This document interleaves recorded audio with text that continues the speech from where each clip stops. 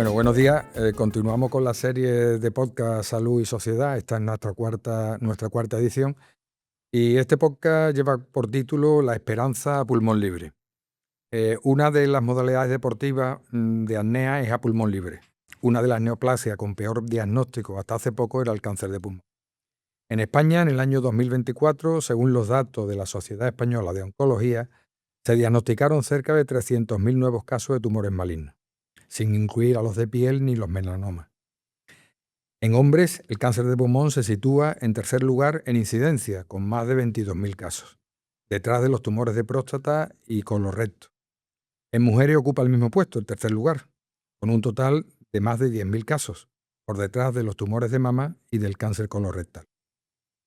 Desde hace unos años se ha observado una disminución en la incidencia de cáncer de pulmón en varones, pero en cambio hay un incremento de más de un 10% anual en mujeres, casi triplicando la tasa de incidencia desde el año 2023. Si bien la edad se conforma como un factor de riesgo para todas las neoplasias, la disminución del consumo de tabaco en la población en general ha provocado una disminución de la incidencia.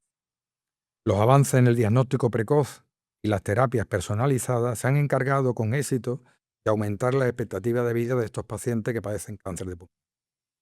Desde la Asociación Española de Afectados de Cáncer de Pulmón se han planteado estrategias para apoyar, informar y ayudar a las personas que lo padecen y para mejorar su asistencia sanitaria y calidad de vida, tanto de pacientes como de familiares. Hablando de esta asociación y de sus proyectos y retos de futuro, contamos con la inestimable colaboración de una amiga íntima mía que se llama María Ángeles Marín Rodríguez. Es vicepresidenta de la Asociación Española de Afectados del Cáncer de Pulmón. Nació el 23 de febrero de 1968 en Madrid, con lo que venía predestinada a dar mucha guerra. Estudió, trabajó y tuvo 2 hijos en Madrid, pero hace 20 años dio un cambio radical a su vida, viniéndose a vivir a Cádiz, en la que se encuentra totalmente enamorada y doy buena fe. Ahí inició una nueva etapa y donde se han criado sus hijos. Su vida profesional ha estado ligada al mundo empresarial, con su marido hasta que en noviembre de 2021 volvió a ver otro cambio radical en su vida. Le diagnosticaron un cáncer de pulmón. Esto, como dice ella, fue un tsunami que arrasó con toda su vida anterior, pero que me trajo una nueva forma de ver la vida y de vivirla. Cuando la ola del tsunami se retiró y limpió todo lo que ya no tenía recuperación, se dedicó a 2 cosas fundamentales: a disfrutar a tope de la vida, lo que doy fe, y a la Asociación Española de Afectados de Cáncer de Pulmón, de la que es vicepresidenta y a la que le dedica toda su energía para que esta enfermedad tan estigmatizada y grave termine siendo una enfermedad crónica de la que nadie se siente avergonzado. Muchísimas gracias, María Ángel, por venir, y que hace un ratito que nos vimos desayunando, pero vamos, la vida tiene eso, que se repite y vivan las repeticiones. Te voy a hacer una serie de preguntas relacionadas con la asociación a la que pertenece y después hablaremos de unas preguntas personales que Perfecto. nos situarán un poco más o menos de quién eres. Lo sabemos, que te conocemos, sabemos y te apreciamos perfectamente. De esta asociación, ¿cuáles son los pilares fundamentales de este manifiesto fundacional de la Asociación Española de Afectados de Cáncer? Pues nuestros pilares en el manifiesto del que hablas son principalmente 3. Detección precoz con cribado de cáncer de pulmón. Creemos que uno de los problemas más grandes que sigue teniendo el cáncer de pulmón es lo tarde que se diagnostica. Cerca del 80 o más del 80% de los de los pacientes de cáncer de pulmón se diagnostican en estadio 4, cuando ya está extendida la enfermedad en metástasis en todo el cuerpo. Con lo que eso conlleva. Limita la expectativa de vida, limita el tratamiento, lo limita todo. Ahora mismo, oficialmente, no hay ningún cribado de cáncer de pulmón, aunque sí que es cierto que a pulmón libre hay oncólogos, cirujanos torácicos y hospitales que están llevando a cabo una especie de cribado de cáncer de pulmón, es el proyecto Cassandra, que intenta, con un TAC de baja densidad, diagnosticar el cáncer de pulmón en pacientes que tienen alta probabilidad de tenerlo. Es decir, grandes fumadores que son o han sido grandes fumadores, que tienen más de 55 años, un determinado perfil de paciente. Hasta ahora tenemos pocos datos porque cuando digo que sea pulmón libre es porque lo están haciendo estos sanitarios en sus horas libres estos hospitales que participan, que ya prácticamente todas las comunidades autónomas tienen algún hospital que participa en el proyecto con sus ingresos, con sus capacidades, pero sí que es cierto que estamos viendo que puede llegar a un 20% de diagnóstico precoz en cáncer de pulmón. Dices, un 20% no es tanto. No, un 20% no es tanto. Depende en qué lado de la mesa estés. Si estamos hablando de 30 y tantos mil personas anuales diagnosticados de cáncer de pulmón, si 3, 4, 5, 6 mil personas se diagnostican en estadio 1, en estadio 2, para esas 6 mil personas sí es tanto el 20%. Se tiene que avanzar porque no es el proyecto estrella, pero si no empezamos nunca llegaremos al buen proyecto de cribado. Nuestra segunda pata, la investigación. Sí que es cierto que ahora mismo el cáncer de pulmón es la vedette en oncología. En cualquier congreso internacional de oncología, lo que más se está investigando ahora mismo es en cáncer de pulmón con muy buenas expectativas. Está ya en puertas muchísimos nuevos tratamientos, muchísimas combinaciones de tratamiento que están funcionando muy bien en ensayo clínico y que esperamos que terminen siendo tratamientos que le llega al paciente. Y la tercera pata es que ese tratamiento llegue al paciente sin iniquidad, es decir, en España. Es decir, que no dependas de dónde vivas, que no dependa del código postal que te llegue o no te llegue un tratamiento. Es verdad que los tratamientos que están aprobados por la EMS y financiados, nosotros no nos consta que haya ningún hospital que no lo prescriba a ningún paciente. Pero cuando hablamos de otro tipo de tratamientos como son medicamentos extranjeros, medicamentos que te tienen que conceder porque todavía no están, que están aprobados pero no están financiados y tal, ahí sí hay mucha iniquidad. Ya no depende de la comunidad autónoma, depende hasta de la gerencia del hospital. Las famosas comisiones del uso compasivo. Del uso compasivo, exactamente. Que son los que deciden muchas veces y que no depende de la comunidad autónoma, sino que depende un poco de esa comisión que se constituye en el hospital. En el hospital. Hay gerencias de hospital que son pro paciente y todo lo que puedan hacer y que lleguen a acuerdos con las farmas y con la EMS, no hay problema, pero luego hay gerencias, también es cierto que hay gerencias que es que no llegan económicamente, porque hay que ver qué coste va a tener ese uso compasivo del medicamento. Entonces, pero no puede ser, o sea, no puede ser que si tú has nacido, que si a ti te están atendiendo en un hospital en Almería o en un hospital en Valladolid, no accedas al mismo medicamento que si te están atendiendo en el Valle de Hebrón, en Barcelona. Parece que esa sí que es una labor de la administración sanitaria. Claro. El gasto imputado a un hospital no dependa del hospital ni de la zona. Ni de la zona. Exactamente. Esa es nuestra guerra con el ministerio. Porque, claro, siempre nos dicen lo mismo. No, es que depende de la gerencia. Bueno, depende habrá alguna gerencia que sea contraria a ello al margen económico, pero normalmente la gerencia es contraria a prescribir el medicamento o a autorizar el medicamento porque su capacidad económica no es. Y para eso tendría que estar detrás la sanidad pública y decir cuánto hace falta. ¿Tanto? Aquí está. Da igual que sea el Valle de Hebrón o el hospital no sé cuantitos de Zamora. Perfecto. Consultando, para preparar la entrevista, consultando la página web vuestra de la asociación, me ha sorprendido una cosa, ¿no? Parece extraño que habiendo sido un tumor maligno muy frecuente y que hasta ahora afectaba fundamentalmente a hombres, hasta el año 2018 no se constituye la asociación y mirando la junta directiva de la asociación, el único que es hombre es el presidente. El resto, los 5 miembros restantes de la junta directiva son mujeres. ¿Cree que la mujer considera prioritario compartir sus experiencias, tanto positivas como negativas, mucho más que el hombre? El hombre es mucho más remiso a la hora de compartir. Absolutamente. Y el presidente es el marido de la fundadora de la asociación. Esta asociación se funda en el 2008 cuando a la mujer de Bernard, el presidente, le diagnostican un cáncer de pulmón y se ve, estamos hablando del 2008, si ahora nos vemos desamparados, a pensar en el 2008.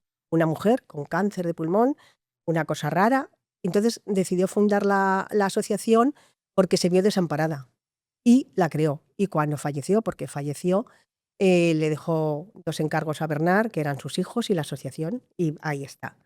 Sí que es cierto que en cualquier grupo de la asociación de pacientes, cualquier actividad que hacemos divulgativa, cualquier cosa, quien está son las mujeres. Incluso muchas veces son los familiares de los padres o de los maridos.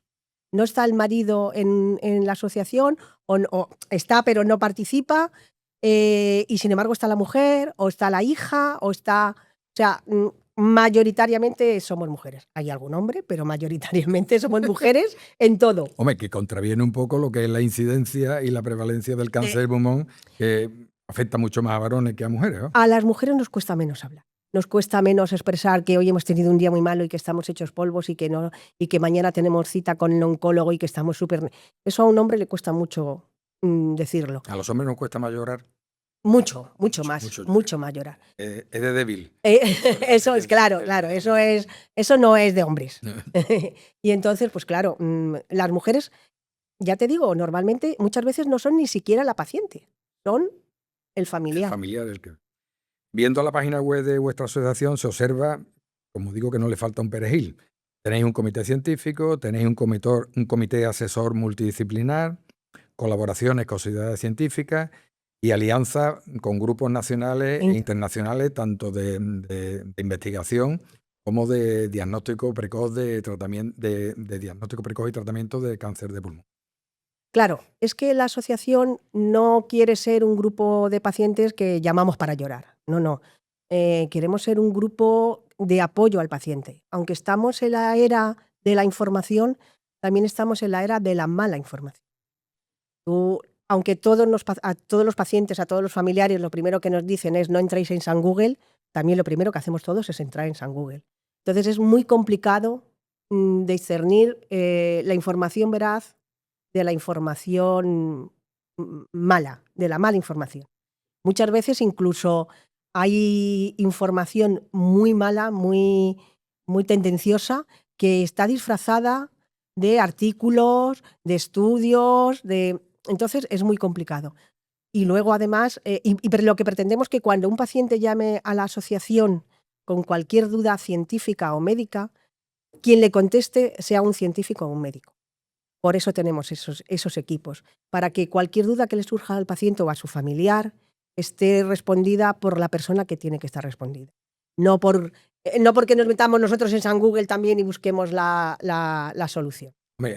Acabas de decir que nunca hemos tenido más información disponible y nunca nos están engañando más. Y sobre todo, otra de las cosas que yo creo que también es importante, mucha información, mucho mensaje y mucha soledad, que es lo que verdaderamente hace que muchas veces no sepamos discernir ni pedir ayuda, que es lo que verdaderamente se precisa en estos casos, ¿no? Eso es otra cosa que ocurre mucho en la asociación. Ayer tenía que hablar yo precisamente con la oficina para unos temas que estamos tratando y no me contestaban, y cuando ya me cogió Nati, la administrativa, el teléfono, me dice, es que ha venido un paciente y el hombre necesitaba desahogarse. Y estuvo 1 hora y pico con él. Y no iba a nada, a hablar, a que le escuchasen, a que pues no sé lo que le contaron, pero para que alguien le escuchase. Entonces, eso también es una parte fundamental de la asociación.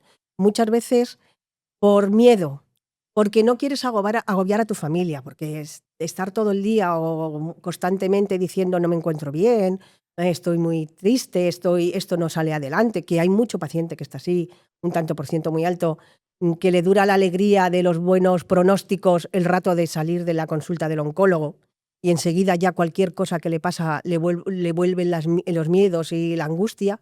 Entonces, el poder dirigirte a alguien, a un sitio donde te van a entender, donde sabes que además no estás molestando y no vas a agobiar, es fundamental para los pacientes y su familia. Una pregunta que yo va en consonancia un poco con lo que acabas de decir, ¿no? ¿Crees que el asociacionismo de pacientes afectados por cáncer, tanto de pulmón como de otras patologías crónicas y graves, supone un plus de apoyo, tanto desde el punto de vista terapéutico como desde el punto de vista emocional, no solamente para los pacientes y las pacientes, sino también para la familia? Sí. Nosotros tenemos muchas veces que nos llama, hace poco, porque además el cáncer de pulmón se está extendiendo a edades muy tempranas. Cada vez hay gente más joven con cáncer de pulmón. Nos llamó la madre de un chico que le habían diagnosticado cáncer de pulmón con 28 años. Claro, estaba desarbolada, porque no esperas que tu hijo tenga cáncer de pulmón con 28 años. Entonces, para el familiar es estupendo poderle contar a alguien y que alguien le diga, aunque sea de una manera muy somera, no te preocupes, como me decía mi neumóloga cuando estaba ingresada, que ahora hay solución para todo. Pues aunque sea para que te digan eso, oye, pues ahora hay otros tratamientos. Eso es imprescindible, imprescindible. Entonces, el asociacionismo lo que intenta hacer es suplir lo que el Sistema Nacional de Salud no puede dar. Entre otras cosas, porque sería inviable. O sea, tenemos que tener también los pies en el suelo. El dinero es finito, no es infinito, y hay que dedicarlo a lo que se le puede dedicar. Yo soy partidaria de que hubiese un psicólogo junto al oncólogo el día del diagnóstico y que estuviese con el paciente todo el tiempo. Pero de momento eso es una cosa complicada. Que hubiese un nutricionista, porque la alimentación es importante. Que hubiese preparadores físicos, porque se ha demostrado, cada vez se receta más a los pacientes de cáncer de pulmón ejercicio. Vamos, de cáncer de pulmón y de cualquier cáncer. Pero ejercicio, una cosa que hace unos pocos años mi oncóloga la ha dicho varias veces.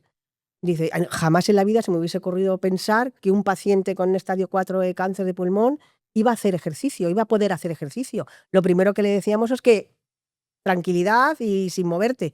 Eso ha cambiado. Pues claro, hacen falta preparadores físicos preparados, porque eso no puedes ir tú al gimnasio y machacarte. No, son unos ejercicios determinados.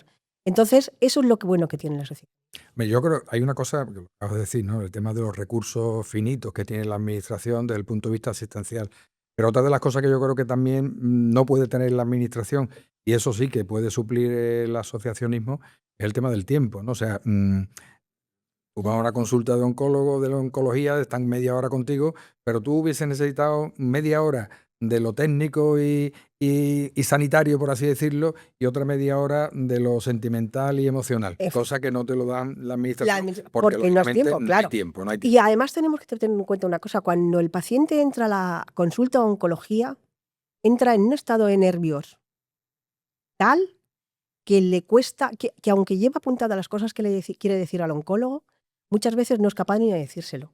Hay pacientes que no miran al oncólogo a la cara en todo el tiempo de la consulta. Aunque el oncólogo tuviese mucho más tiempo, el paciente dentro de la consulta está tan aterrorizado, aunque no le den malas noticias, que le cuesta pensar con claridad. Yo emplearía otro término, más que aterrorizado, bloqueado. Bloqueado, efectivamente. El término es bloqueado.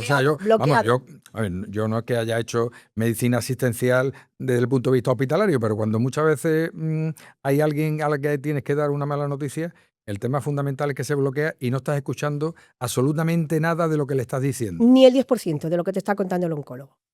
En mi caso concreto, yo cada vez que leo mi informe médico por alguna razón, encuentro cosas que no he leído. Y lo he leído entero. Yo pienso que lo he leído entero desde el primer momento que me lo dieron. Bueno, pues no, cada vez encuentro alguna cosa que digo, yo esto no lo había leído. Yo, por ejemplo, los recuerdos que tengo de mis 2 primeras consultas de oncología es que el despacho donde a mí me recibe mi oncóloga, Esperanza, es un despacho en penumbra, donde solamente hay una luz encima de mi oncóloga y que es lo único que se ve claro en la habitación. Y no es así. Es un despacho amplio, con luz natural y con luz artificial a raudales. Bueno, pues yo no soy capaz de recordar esas 2 primeras consultas con la realidad del espacio. Fíjate. O sea, fíjate el nivel de bloqueo al que se puede llegar. Y una pregunta que yo creo que también es importante. O sea, ¿cree que la actitud de las instituciones sanitarias y de los profesionales sanitarios ante las reivindicaciones de las asociaciones se tiene en cuenta? Ha cambiado mucho. O sea, hay que reconocerlo que el cambio ha sido abismal. O sea, las asociaciones antes no contaban para nada y no estábamos en ningún sitio. Es verdad que eso ha cambiado mucho. Está costando en todos los ámbitos, en todos. El otro día Javier Padilla, en un foro en el que estuve con él, dijo que estaban trabajando en crear algún tipo de ley, de procedimiento, de protocolo para tener primero un buen listado de asociaciones para empezar a poder subvencionar o financiar con dinero público a las asociaciones, que no dependan solamente de las cuotas de los socios o de las ayudas de las farmas, de la industria. Entonces, eso yo creo que es un buen paso. Claro, eso hay que hacerlo muy bien porque no puede ser que se junten 3 y digan que somos una asociación de nos duelen las uñas de los pies y entonces tengamos opción a ese es el problema más grande. A nosotros nos dicen muchas veces que quieren que el paciente esté en el centro y yo siempre digo lo mismo, ¿no? Yo no quiero estar en el centro, yo quiero estar en la mesa donde se toman las decisiones. Eso. O sea, a mí que me pongan en el centro como si fuese un mono de feria, pues no, gracias. Yo en la mesa donde se toman decisiones. Que se nos escuche porque muchas veces en foros y en reuniones con oncólogos o con personal sanitario o incluso con la administración, cuando nos oyen lo que nosotros contamos, nos dicen, anda, yo nunca lo había enfocado así, anda, yo eso nunca lo había pensado así, mira, no se me había ocurrido eso. Porque, claro, el oncólogo, el científico, está centrado en lo suyo, que es intentar curarte y darte la mejor calidad de vida y que tengas el mejor tratamiento. Pero hay muchas veces que la mejor calidad de vida para el paciente no es lo mismo que la mejor calidad de vida para el científico, para el médico, para el especialista. ¿Qué pasa? Hay muchos oncólogos, cada vez más, que están muy a favor de las asociaciones, porque ven que les ayudan. Luego están los grandes dinosaurios que todavía siguen pensando que el paciente es tonto, que... Hombre, el famoso paternalismo. Efectivamente, que tú haz lo que yo diga y no preguntes. Eso es. Y lo que yo digo va a misa. Hombre, yo creo que ahora mismo, en este tipo de historias, lo mismo que en todas las patologías, en todos los tratamientos deben ser consensuados. O sea, el profesional sanitario le tiene que ofrecer al paciente un abanico, decirle los pros y los contras de todo el abanico de posibilidades que hay y que el paciente, con el asesoramiento del profesional, elija qué es lo que es más adecuado para él. Porque es lo que tú dices, o sea, calidad de vida, ¿qué es? La calidad de vida para ti no es la misma que para mí. Una calidad de vida para una persona de 90 años no es lo mismo que una calidad de vida para una persona para ese joven de 20 y exactamente. tantos años que le diagnosticaron Claro. un cáncer de pulmón. Acabas de hablar del tema del registro de asociaciones. Es importantísimo. Aquí el Ayuntamiento de Cádiz, con el que hemos colaborado desde el colegio, hay una cosa que se llama el Plan Local de Salud. Y en el Plan Local de Salud había un programa que nosotros aquí hemos prácticamente que no copiado o ni plagiado, sino que hemos utilizado su nombre, que se llama Activos en Salud. Los activos en salud es una cosa que es fundamental y muchas veces a nuestro alcance existen recursos que no sabemos que todos los sanitarios no se hacen ni en el centro de salud ni se hacen en el hospital. Hay muchas cosas sanitarias que tienen repercusiones positivas para los pacientes que se hacen desde otros foros. Asociaciones de vecinos, club de marcha, asociaciones culturales. O sea, activos en salud es todo aquello que beneficia a la salud física y emocional de la persona y que muchas veces no tenemos constancia de ello, ¿no? Entonces, yo creo que el asociacionismo viene a refrendar toda esa historia. Pero muchas veces los profesionales sanitarios no incentivamos. Tú vas a la consulta, te vas con una receta, te vas con lo que tienes que hacer, con 2 citas para el oncólogo, pero nadie te ha dicho a ti, tú encuentras la asociación, pero no la encuentras porque te lo ha dicho nadie, sino la encuentras porque tú misma. En y porque internet buscan una asociación, efectivamente. Así fue en mi caso y en casi todos los casos. Sí que es cierto que una de las cosas que hacemos nosotros, que estamos haciendo mucho, y además yo me he propuesto que en Andalucía esté en todos los hospitales. Pues si tú te lo has propuesto, para mí que lo consigues. Que esté en todos los hospitales, que todos los hospitales conozcan que existe la asociación. Que existe nuestra asociación y que estás comentando que se hacen muchas cosas. Nosotros tenemos unas actividades que son, por ejemplo, para informar al paciente de los procedimientos que tiene su enfermedad. Muchas veces hay pacientes que no tienen ni idea. Yo, cuando empecé, yo el cáncer de pulmón cuando me lo diagnosticaron pensé que era una enfermedad que iba a terminar conmigo en 8 meses. Yo no había oído hablar de biomarcadores, de terapias dirigidas, la inmuno la había oído hablar como una cosa que estaba ahí, que no sé qué. Eso es todo lo que sabía yo del cáncer de pulmón. Entonces, nosotros, por ejemplo, tenemos actividades de formación para los pacientes. Ojo, no para hacer oncólogos. Eso es una deriva que toman algunos pacientes que es peligrosa. O sea, oncología es una carrera muy larga, con muchos años de estudio y de experiencia. Pero sí saber qué te pasa, por qué te pasa, qué opciones tienes, por qué no te ponen un tratamiento que le han puesto a un amigo tuyo, que muchas veces nos pasa eso. Oye, es que a mi amigo le han puesto inmuno y a mí no me la están poniendo. Bueno, pues porque el tipo de cáncer de pulmón con inmunología no funciona y a tu amigo pues le va muy bien porque sí funciona. Entonces, tenemos una cosa que se llaman diálogos, que se hace una vez al mes, en el que un oncólogo normalmente es un oncólogo. Ya también ha habido cirujanos torácicos, enfermeras especialistas en oncología, ha habido nutricionistas, patólogos, que se ponen a disposición de los pacientes para que le hagamos preguntas, sin ser una segunda opinión. Eso es una cosa que queda muy claro. Pero es lo que decíamos antes, como cuando tú llegas a la consulta, muchas veces estás muy nervioso, no le puedes preguntar o no te acuerdas de preguntar, tienes un oncólogo en ese momento para preguntarle cosas que no son de tu propia enfermedad. Luego tenemos otro que son los webinarios o seminarios, que a mí me gusta más. Seminarios en el que igual un especialista a través de nos da una charla sobre cualquier tema, que no solamente son siempre médicas, porque por ejemplo hay un tema que preocupa mucho a todos los pacientes casi crónicos o de larga duración, que es el tema jurídico laboral. Mucha gente no sabe además que en los centros de salud están los trabajadores sociales que te ayudan en eso. Pues el 80 y tantos % de los pacientes no saben que existe. El año pasado estuvimos en un foro en el que estaban los trabajadores sociales y yo me planteé ver cuánta gente sabía que el trabajador social le podía atender en su centro de salud.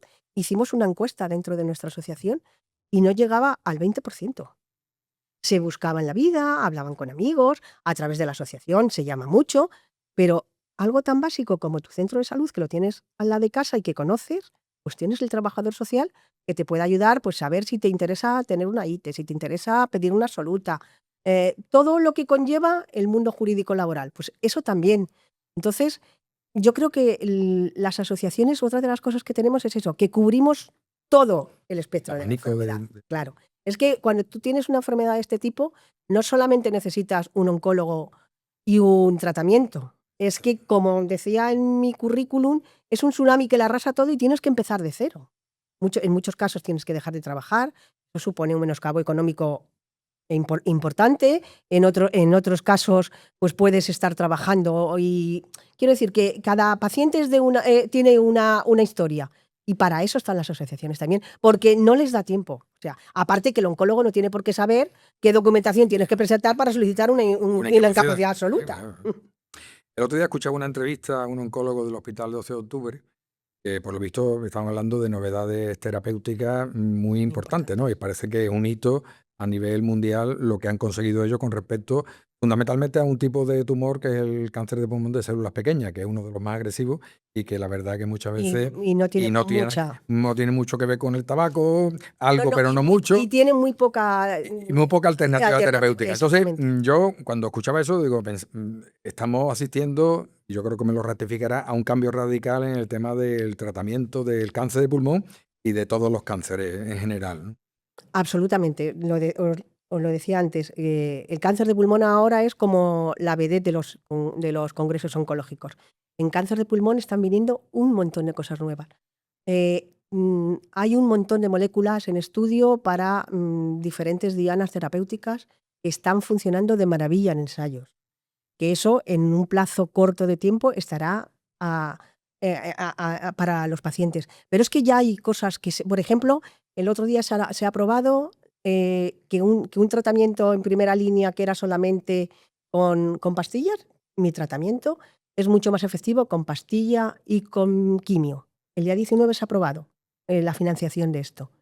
Pues cuando hablamos de alargar la vida, hay gente que le parece 3 o 4 años más. 3 o 4 años más, cuando te han dicho que tienes 2, 3 o 4 años más, es 6 veces más, claro. Y además, ya no solamente es que vives más, sino que le das tiempo a que todo lo que hay aquí a punto de aprobarse o que ya está funcionando, se apruebe. Yo me llevo muy bien con el jefe de servicio de oncología de Jerez y él me comentaba que él estuvo haciendo una formación en Londres cuando ya estaba en el Virgen del Rocío. Se fue un año a Londres, hace como 10 años. Cuando volvió de ese año de formación, no quedaba ni un paciente de los que él tenía tratando cuando se fue. Habían fallecido todos. Claro, eso ha cambiado totalmente. Hay algunas veces que me dicen los oncólogos, ¿quién me iba a decir a mí que iba a estar con una paciente que lleva 3 años diagnosticado con un cáncer en estadio 4? O sea, eso me lo decían hace 5 o 6 años y no me lo hubiese creído. Además, con muy buena calidad de vida, con mucha capacidad de hacer cosas.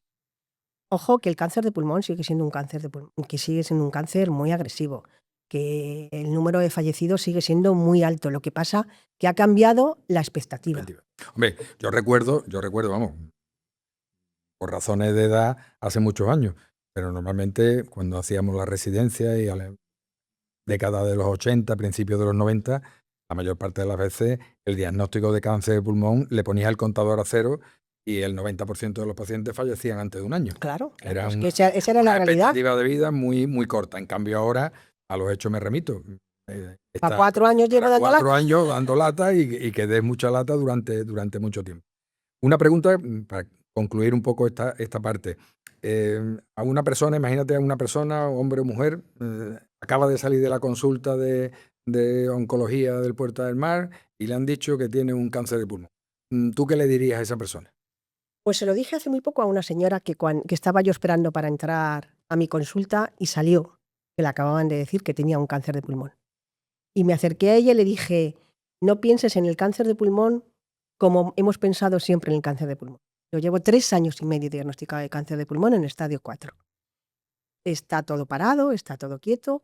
Ahora mismo hay muchísimas opciones terapéuticas para el cáncer de pulmón y vienen muchas más.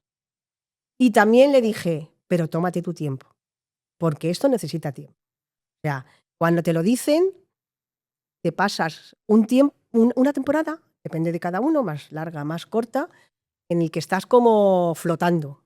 Yo he dicho que las casi 3 semanas que estuve ingresada en el hospital haciéndome todas las pruebas, yo no las viví mal, porque yo tuve la sensación de que estaba viendo una película de una señora que le estaba pasando eso.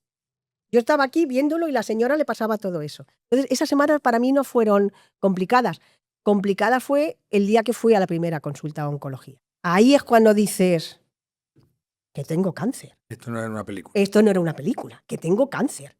Entonces, pues yo también le recomiendo a la gente que se tome su tiempo para digerirlo y para asumirlo.